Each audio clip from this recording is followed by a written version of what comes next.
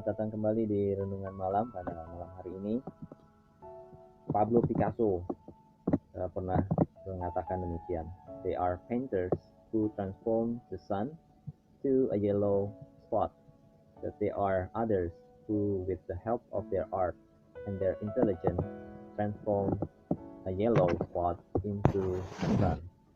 Dengan kata lain, apa yang dikatakan oleh Pablo Picasso bisa kita gantikan dengan kata imajinasi.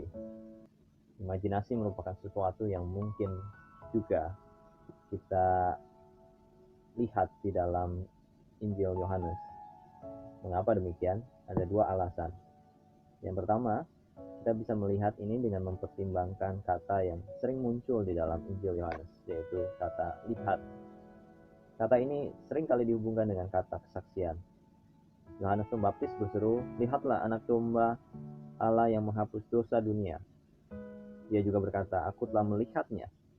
Filipus berkata juga kepada Nathanael, "Mari dan lihatlah."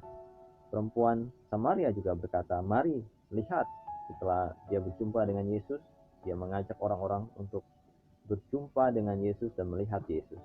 Bahkan Yesus pun menyatakan pada pengawal istana yang anaknya hampir mati, "Jika kamu tidak melihat tanda dan mujizat, kamu tidak percaya." Dan dia berkata kepada Thomas yang tidak percaya, "Lihatlah tanganku." Tapi mungkin kita berlari, kita tidak pernah melihat Yesus. Kita tidak pernah berada di dalam Injil itu di saat saat peristiwa Yesus menampakkan dirinya kepada murid-murid atau pada penulis Injil Yohanes. Tetapi itu bukan menjadi alasan, karena untuk hal inilah Injil Yohanes menyatakan semua tanda yang dilakukan. Semua tanda yang dilakukan oleh Yesus bertujuan untuk memperlihatkan kepada para pembaca bahwa Yesus adalah Mesias, dan supaya mereka membaca Injil Yohanes bisa percaya kepada Yesus Kristus. Itu yang pertama. Alasan yang kedua adalah bahwa Injil Yohanes adalah Injil yang kaya dengan cerita, yang rinci dan yang vivid atau sangat detail, sangat rinci dan sangat jelas penuturannya. Peristiwa-peristiwa yang disampaikan di dalam Injil Yohanes dipisahkan dengan cara yang rinci.